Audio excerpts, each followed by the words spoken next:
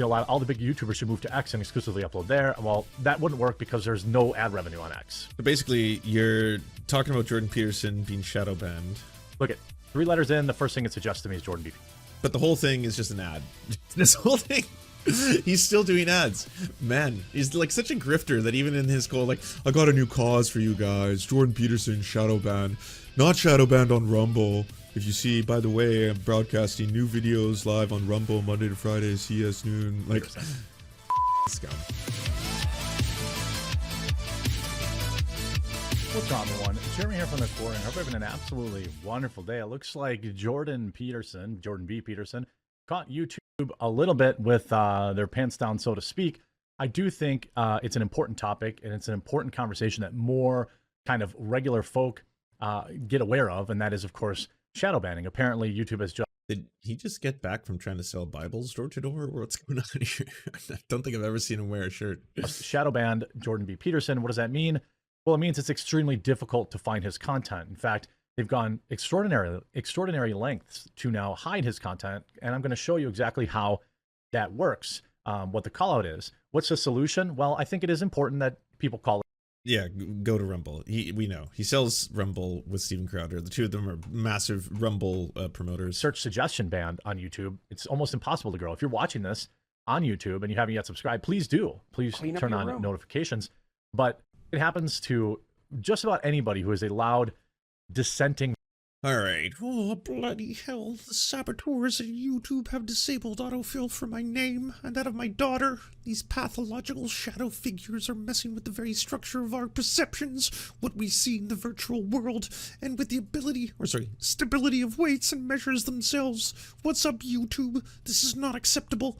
Take note if you care, Elon Musk. This is precisely the problem you are trying to solve. Yeah, Elon Musk has made Twitter great. Yeah, it really got rid of that bot problem. Everyone's talking about it, how Twitter doesn't have bots anymore. It's not like any post you make, doesn't matter how fucking benign it is, and all of a sudden it pops up with like, pussy in bio.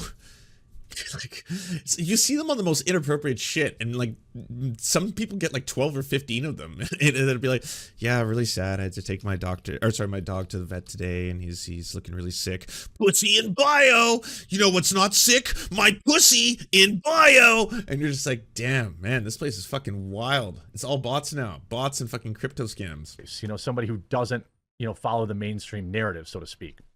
Jordan Peterson writes, the saboteurs at YouTube have disabled the autofill for my name and that of my... Hey, I already read this, okay? And I did the voice justice. And he kind of moved over to Rumble. I mean, even Tim Pool doesn't use Rumble, really. I guess he dumps his videos there eventually, but he doesn't live stream there.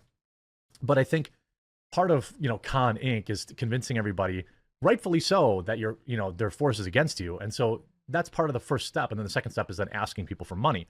So if you remove that, it makes it more difficult to ask people for money. I'm not saying that's what's driving any individual person, but I am curious why people continue to... If you don't know this, by the way, the Quartering is kind of like one of those deeply unpopular figures on the right. Like, same thing with Steven Crowder. I guess maybe that's why they're besties. Like, they do a lot of fucking, similar promotions, just like, come to Rumble. Steven Crowder has kind of lost it recently, and he got every one of his fans to, like, he asked them to delete their social media, like, all of it. Just like, delete all your YouTube accounts, delete your, like, TikToks, delete this, delete that, and only follow me on Rumble. Like, really culty shit. So that one's pretty extreme. Quartering hasn't gone that far, but the Quartering is doing that thing where he just, like, shits on other people, like, don't see why Tim Pool's not on Rumble. Not. Everyone should be on Rumble. Pushing your tech, especially people are super filthy rich. Now, how does this actually work? I don't know why they're courting X rather than Rumble or Odyssey or BitChute. Again, yes, I have a daily show on Rumble, which I wish I know you're not being transparent about it, but most likely it's because they're getting monies, right? I think that's why Tucker Carlson decided to do a show on X. He was approached, or he made an offer and they made a counteroffer or something to that effect. There's a financial incentive for them to broadcast on a platform that is both dying just by the numbers itself. It's in free fall there, but also just in views. Your viewership's not going to be as widespread as possible, no matter how much Elon Musk lies about this. So yeah, there's probably incentivization there. I hope you'll watch But also, the reason every one of these motherfuckers, by the way, talks a big game, and they'll be like, yeah, like we all have to take a stance against YouTube. It's woke. It's the woke mind virus. Let's fucking destroy it. And then they all still upload to YouTube is because it's still just like such a massive market dominant, right? They still, I think they own maybe like 80% to 90% of all, like, you know, people's viewership hours for digital streaming on the internet. Like non like digital streaming sites, like non-Netflix, all that stuff. But just for free sites, I think YouTube is still like overwhelmingly the market dominant, and so that's why people like this will be like, oh yeah, fuck YouTube, and still like, but quietly upload my videos there. So I support Odyssey, BitChute, and X too. But anyway, I mean, X is like the of course you support BitChute. Worst of all three platforms for video. I don't know why content creators keep courting X. I mean, you can't find any videos there. Even my account is definitely shadow banned on X and has been since the last guy owned it. But anyway, you know, all the big YouTubers should move to X and exclusively upload there. Well, that wouldn't work because there's no ad revenue on X. Nothing. So basically, you're talking about Jordan Peterson being shadow banned. Look at 3 letters in. The first thing it suggests to me is Jordan B. But the whole thing is just an ad. This whole thing, he's still doing ads. Man, he's like such a grifter that even in his call, like, I got a new cause for you guys. Jordan Peterson shadow banned, not shadow banned on Rumble. If you see, by the way, I'm broadcasting new videos live on Rumble Monday to Friday, CS noon. Like, 100%. Fucking scum. Now, again, he's got 170,000 followers on Rumble. He doesn't even promote it. And he doesn't even bother up. No one cares about the petty squabbles. Man, this whole video is just still about Rumble. All right, that's now show us the shadow banning. Bad. I mean... Let's look up what the quartering pulls up. The quartering is trash. The quartering exposed. The quartering pees in his basement. The quartering cringe. The quartering Review Tech USA. That channel's deleted, by the way, because I kind of pointed out that he had an old Review Tech channel where he actually made a PSA for pedophiles that was like, hey, by the way, if you're you know, getting your computer repaired at Best Buy or something like that, make sure you delete any child porn you might have, because we definitely look at it. Yes, a lot of people who say they're just doing computer repairs, they look at the stuff on your hard drive, they find the pornos, they find the stuff you have, and then if we find child porn, we have to report it to the police, that whole thing. So if you do, just saying, you know, I'm not endorsing that stuff for that material, but I'm just saying if you do have it and you bring it in for computer repairs. And when I pointed that out, he just deleted the whole channel. He didn't even want to risk, I guess. I feel bad not downloading that channel's worth of content to not know what other videos he had made, because like there could be a lot of other ones on there. We'll never know. He just took the whole channel down. So is a low IQ, is bad, the quartering Matt Walsh. This is what YouTube, like, you wonder why I'm not growing on YouTube anymore. Gee, I wonder why, you know? And then when you're Jordan Peterson, you don't even show up at all in the search. This is why it's so important that he's... But you just type Jordan first off, but is that true? If I type Jordan Peterson, I get this. Jordan Peterson motivation, Jordan Peterson interview, Jordan Peterson nofap, Jordan Peterson OCD, Jordan Peterson Israel rule, Jordan Peterson Matt Rife, Jordan Peterson Exodus, Jordan Peterson Joe Rogan, Jordan Peterson impression, Jordan Peterson Pierce Morgan. And I think you just forgot to put the second part. Yeah. Supports new tech. I know he knows about Rumble. I know he knows it. I know he knows the guy. By the way, when I type in Jordan, the 2 first search results, Jordan Peterson, Jordan B. Peterson. First 2. Oh, bloody hell, I don't know if this is true, bucko. You might be lying. It might be the woke mind virus at it again. Guys at Rumble. Again, it's not just Rumble, BitChute, Odyssey, and if he wants to use X, fine, but I'm not watching videos on X. It's just, I'll watch a meme video. I'm not watching long format videos on X in its current rendition. Now, you can pop the video player out now. It's getting better. But, you know, long term, I hope it's a great alternative. I really do.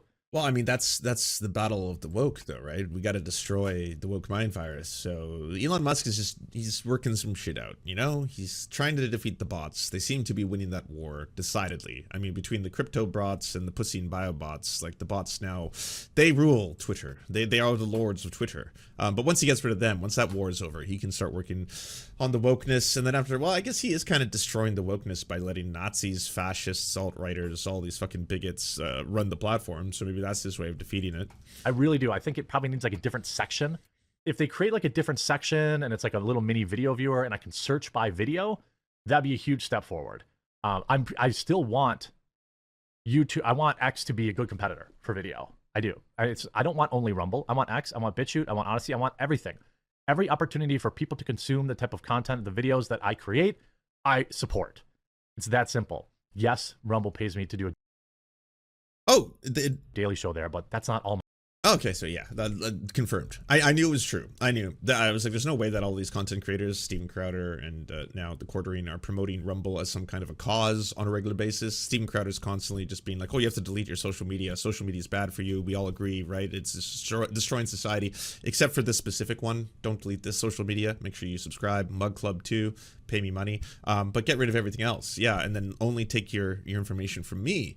So, and the same thing with Quartering for a while. It's just been, he either promotes it or he calls out other right wingers who don't, like, you know, join him on his, like, everyone jump to Rumble quest.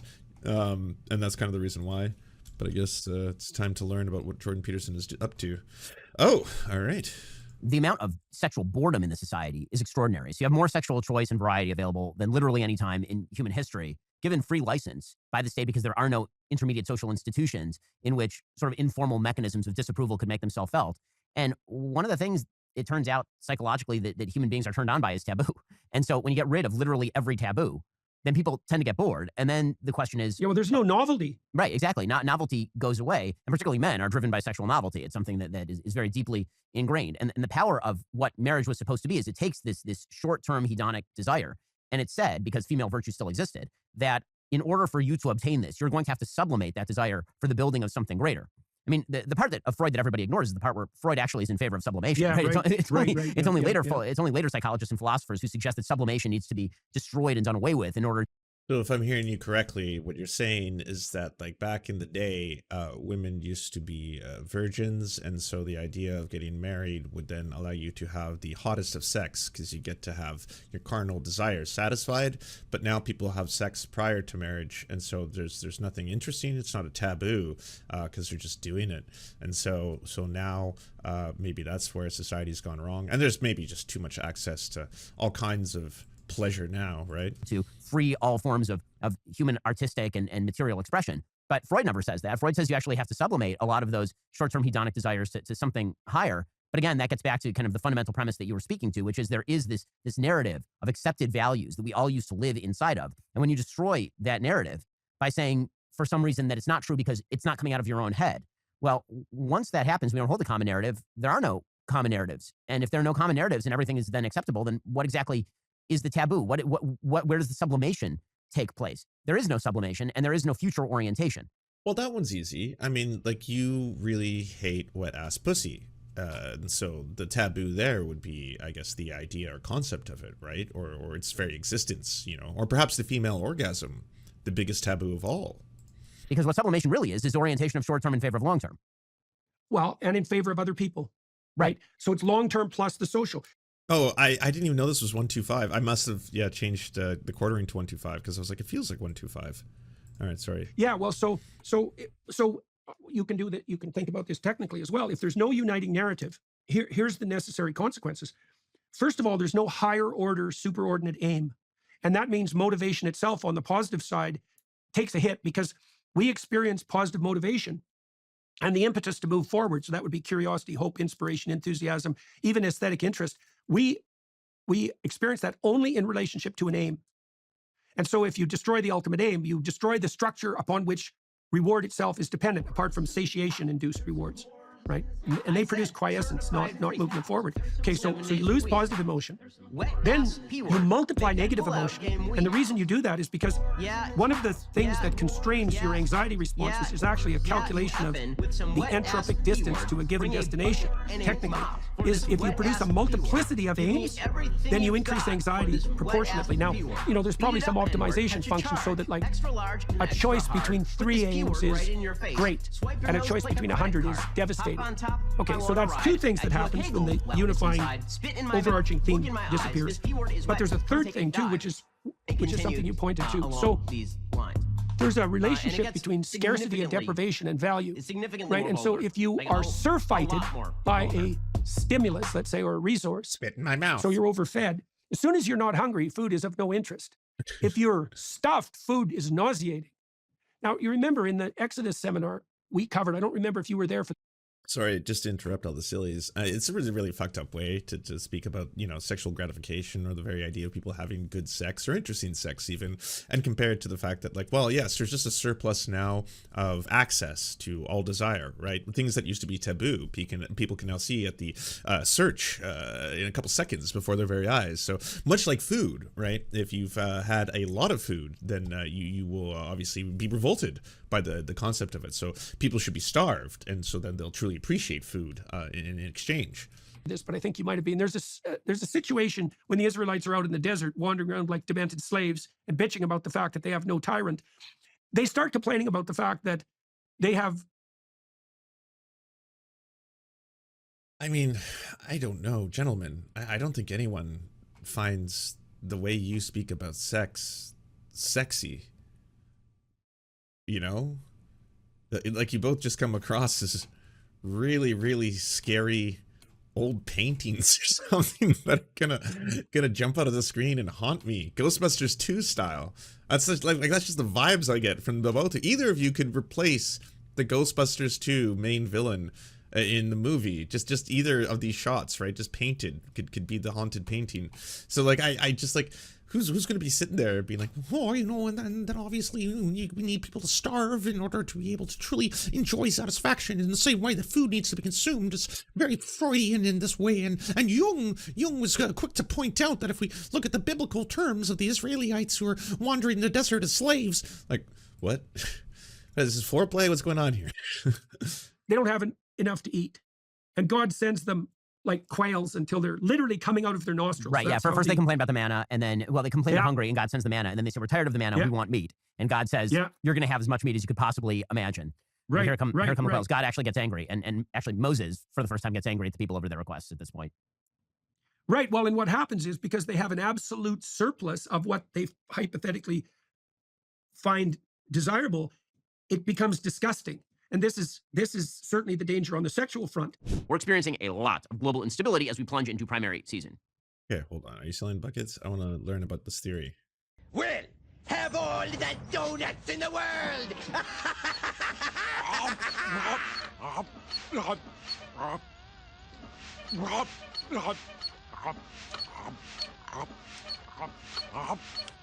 More. I don't understand it. James Coco went mad in 15 minutes. I mean, I don't know. Seems like a strong counterpoint in the opposite direction. Primed their appetite with hunger before a Thanksgiving feast, right? You don't want to have a plate of pancakes at 5 o'clock if you're going to have a Thanksgiving feast at 6. And you might say, well, why? But do you understand why it's kind of just deeply, I don't know, unsettling and like unsexy to kind of describe sexual appetites or experimentation in this way, right? Like, to think that people need complete deprivation, as in, yes, you should deprive yourself from having any sexual contact prior to marriage, so that when you do, that carnal desire of hedonistic design will suddenly unleash upon you. Like, but it's like food, right? It's like you wouldn't want to have a pancake dinner before Thanksgiving, right? You get this. Not, because more is better. And the answer is no. The right amount is better. And the right amount involves a certain amount of deprivation.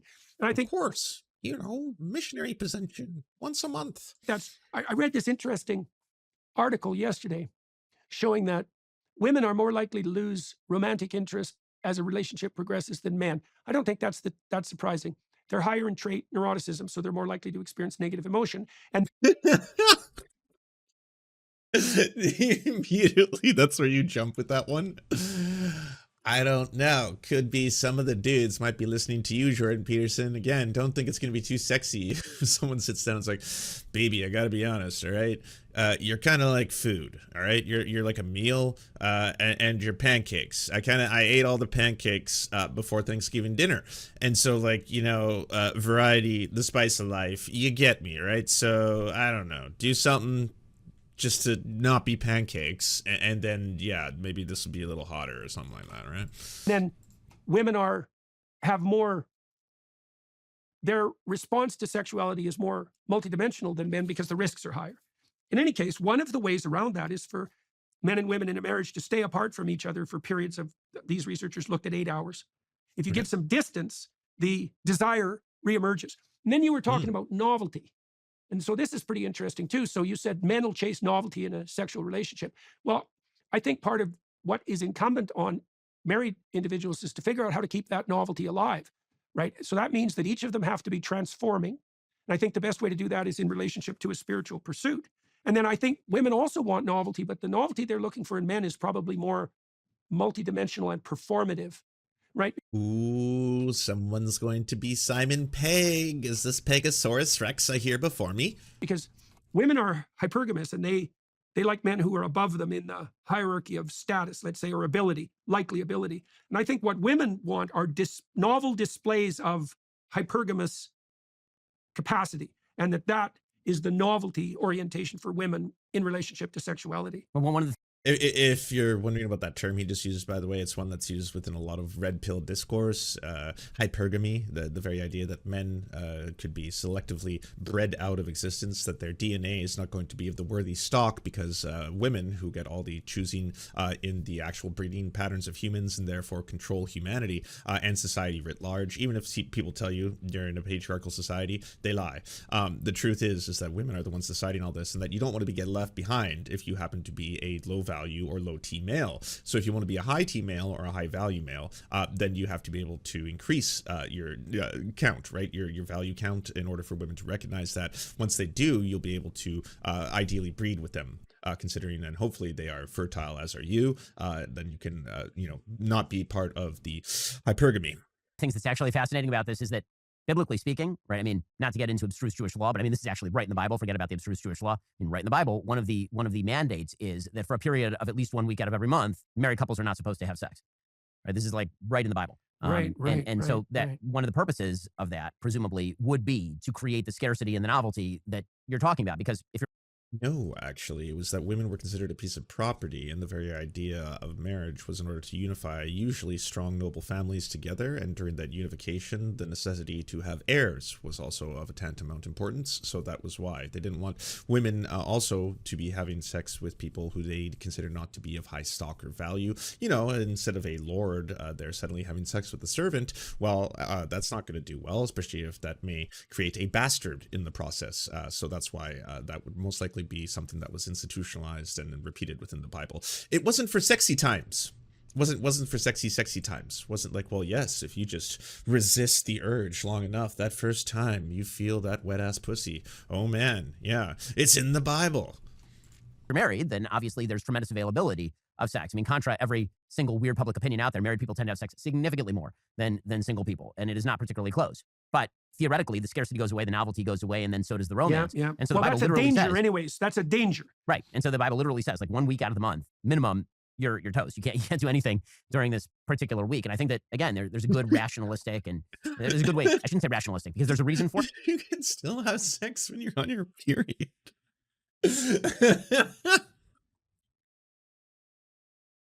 Oh my God, what are you, 12? The blood of saints. Purpose, something inherited wisdom over time is sort of the message of the Bible. And I think that's, Oh, wow. not knowing why you do the thing, but you do the thing and then it works is in some ways much what we're talking about, because that's the story of what works is the story, right? That's what we're really talking about at the end of the day. Are you tired of the lies and the twists of mainstream media talking points? No, I am learning all I've ever needed to learn before. Yes, thank you. Oh, I feel educated. Yes, thank you for teaching me about the ways. Thank you so much for watching, everybody. Can you please hit the like and subscribe button and maybe leave a comment? It really does help the videos out. But first, the people who produce everything you see before you and make this entire channel possible: Amazing Fletch, Anna Loves Riley, Ariane McCarthy, Cheryl Alvarez, Doug Caddy, Everything Important, Hagbard Salim, Multimondi, Omni, Peanut Butter Blondie, Political Puppy, Quiet 185, Rachel K, Riley and Anna, Roller Dragon, Ruby K, Cernicus, Spinach Monster, Stellar Vision, Sebastian DeMel, Trevbot.exe, Words Greenwood, and Travis McClinton. And also, thank you to every other person who helps fund this show. Their names are on the screen right now. It would not be possible without every single one of them. We cannot thank you enough. And if you want to join the Patreon, please come to patreon.com/theserfs and help us exist.